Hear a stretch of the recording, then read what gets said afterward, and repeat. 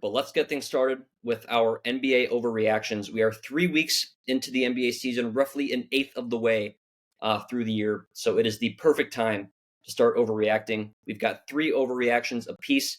And Braden, without further ado, I will let you get the party started. Yeah, this season's already flying by. It feels like just yesterday we were watching opening night. But my first overreaction is going to be that the Orlando Magic need to fire head coach Jamal Mosley. Mosley was my coach of the year pick less than a month ago. I have already soured on him, and I think the Magic need a new coach to get them over the hump. This year they're 6-6 so far, without really playing any challenging opponents. They did beat the Knicks last night, which is a good win. I think that game was in New York as well. But their second toughest game beyond that was Philly. And for the most part, they played teams that aren't really, in the playoff contention picture. And a lot of them have been Eastern Conference teams. This year, the Magic are having their best offensive season in like a decade, and they are still middle of the pack at best. They're 17th in points per game, 18th in offensive rating, 20th in turnover rate, 20th in assist rate. But concerningly, they're not playing defense at an elite level anymore. They were second in defensive rating last year at 109.1. This year, that number has jumped to 113.5, which puts them at 13th in the NBA. They were number one in the NBA in points allowed per game last year at 105.5.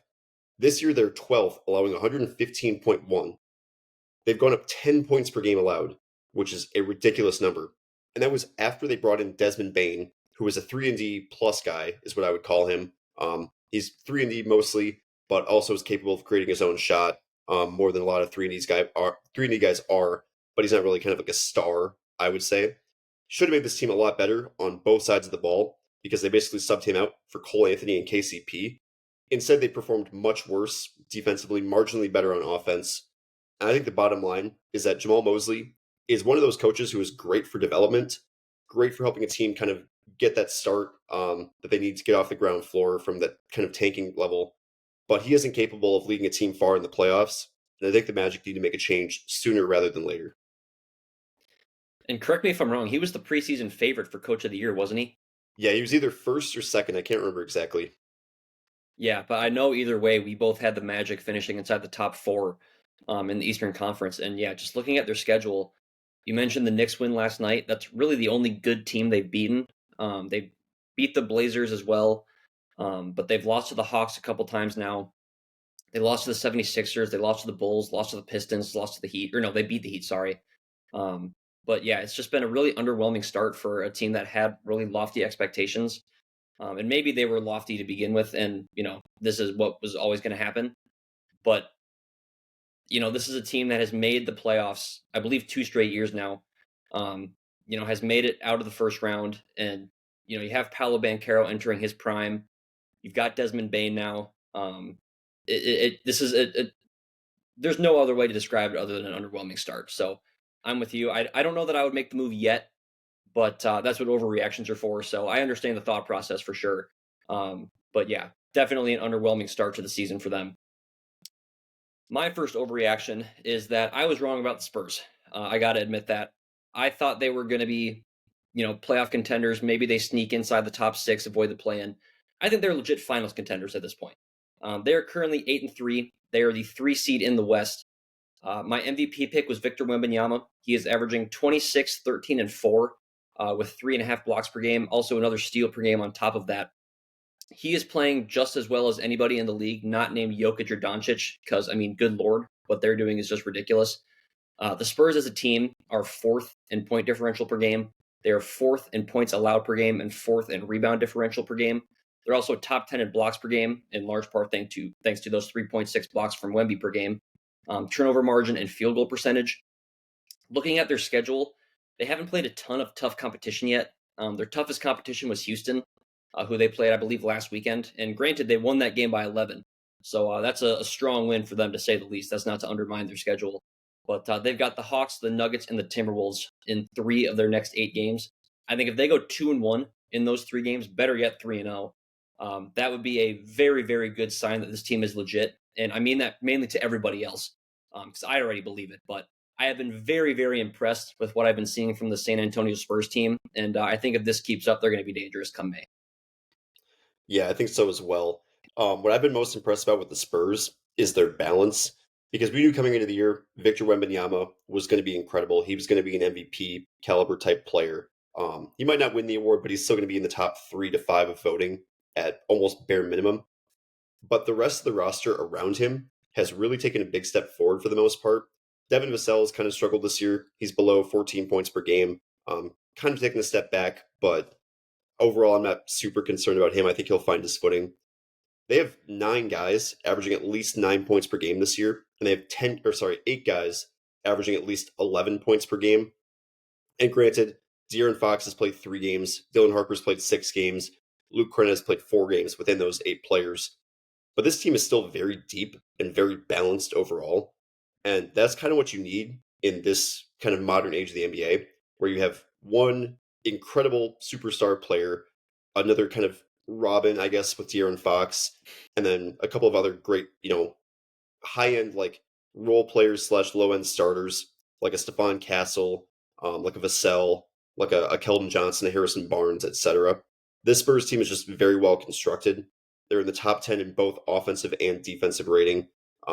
They are on another level right now compared to where most people expected them to be this year.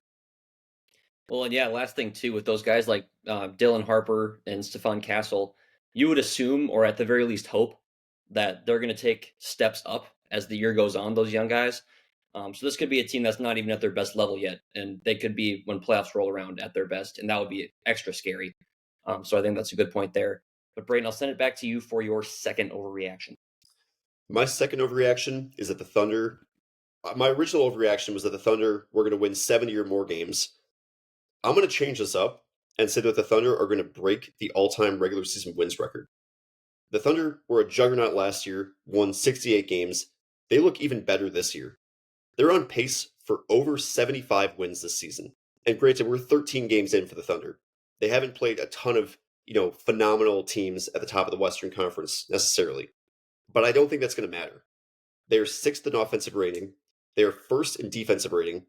They're 6.4 points per 100 possessions better than the second place team.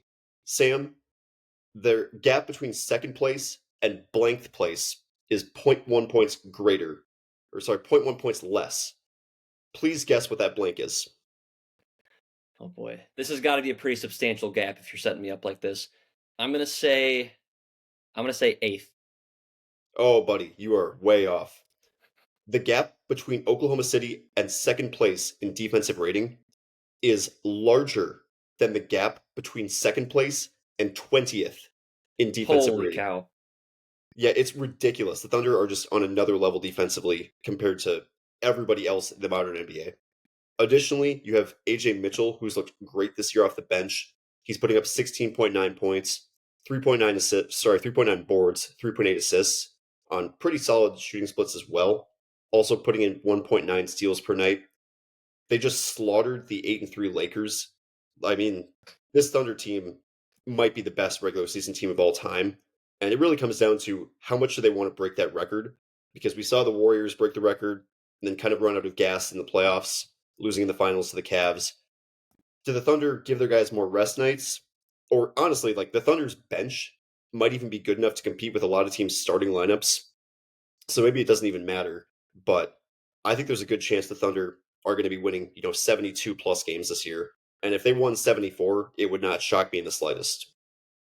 Well, and like that's the thing with the Thunder too, is that it's not like it's just star power at the top that's carrying them to wins. They have like a legitimate 10-man deep rotation. So even if you have guys that are resting on a given night, you still have plenty of star power to go out and win every single game that you play.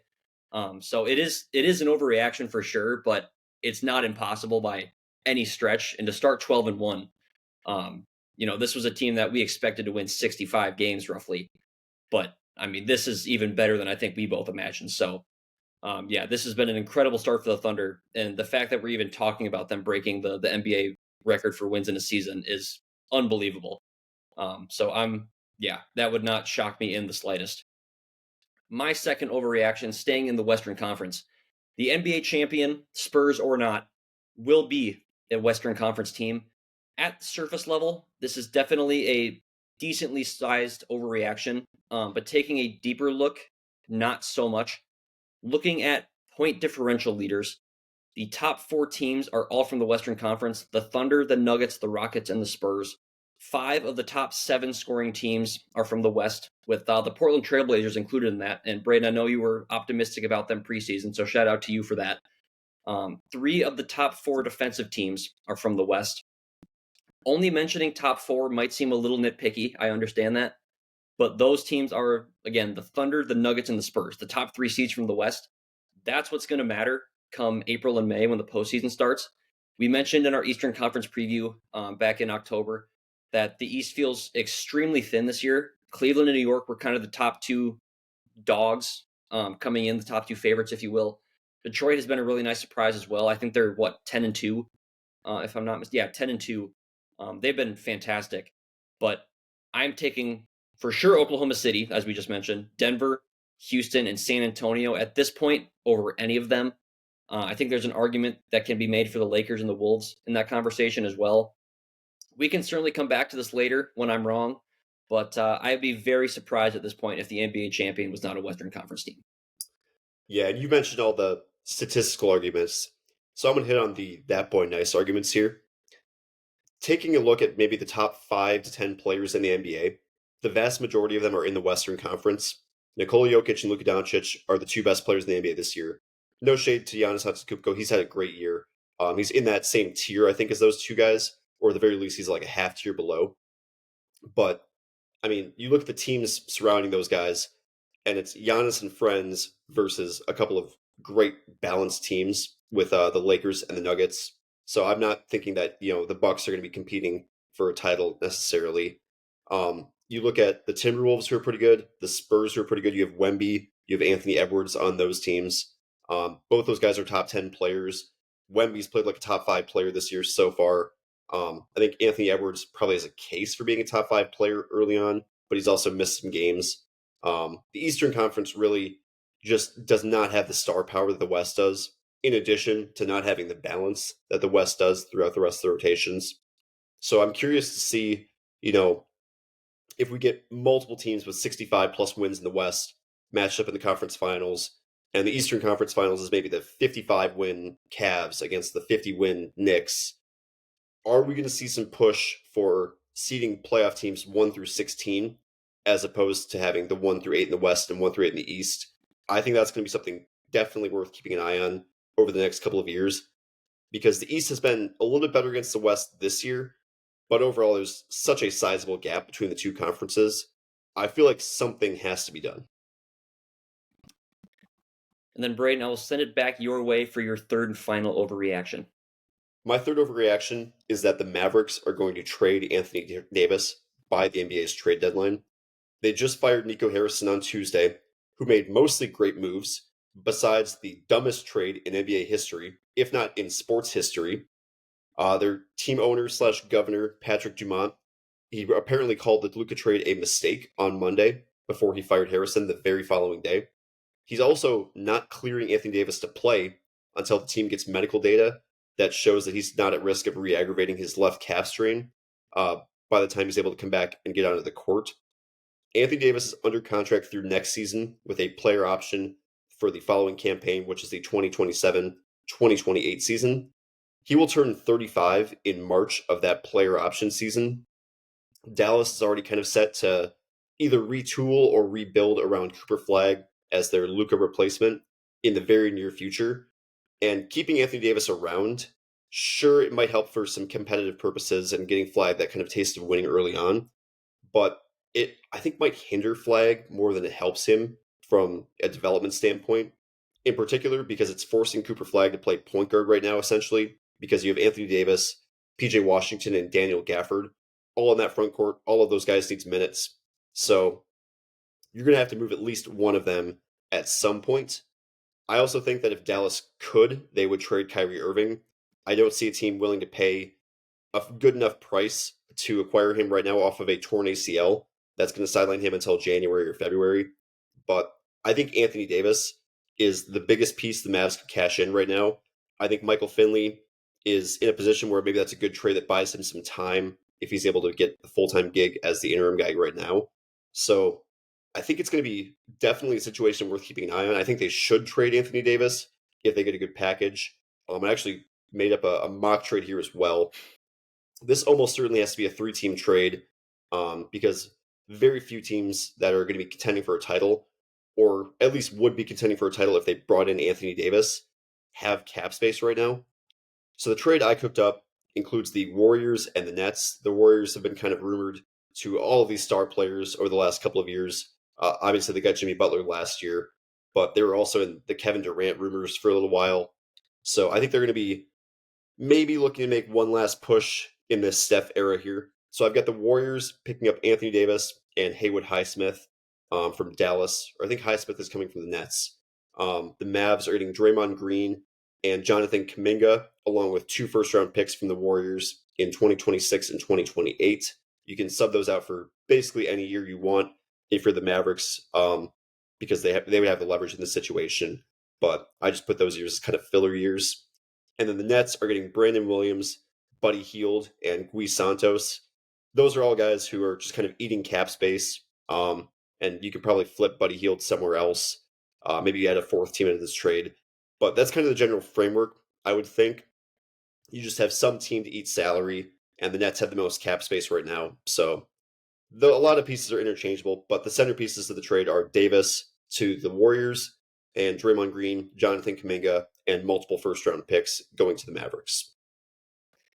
Yeah, the Warriors might become the oldest team to ever play basketball if that trade went through. But I think, at this point you're kind of all in with what you got if you're Golden State.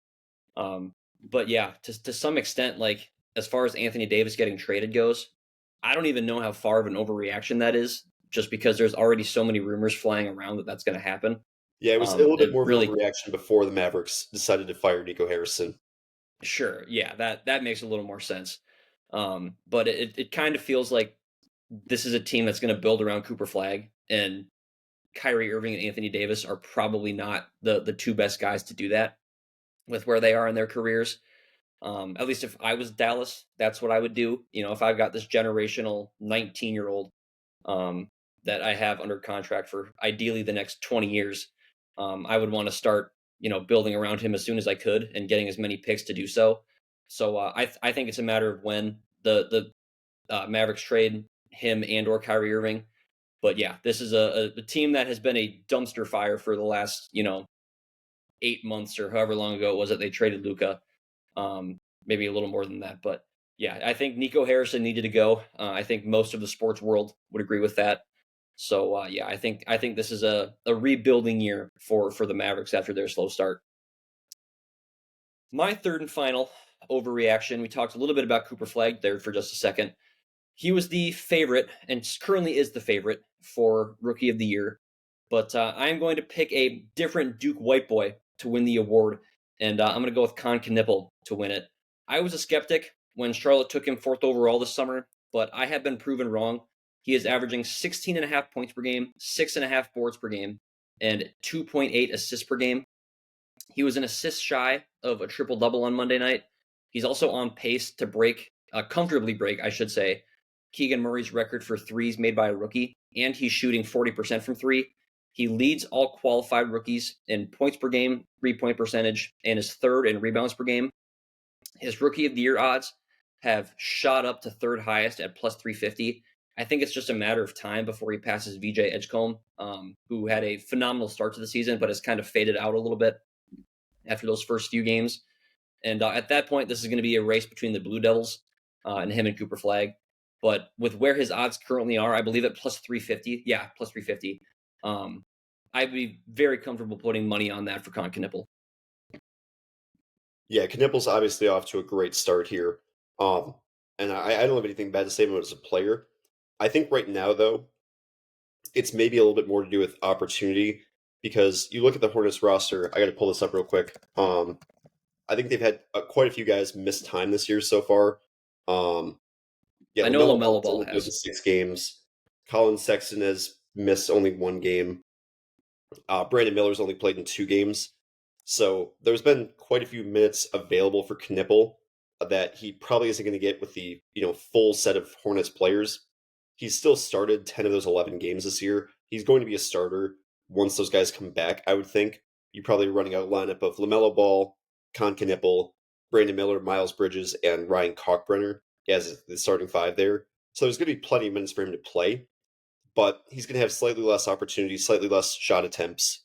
So I think the counting stats are going to go down a little bit. I think he probably finishes the year, in that 12 to maybe 14 points per game range.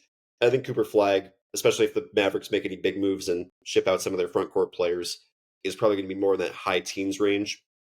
So I think right now, if I was giving out the award today, it would go to Con Knipple.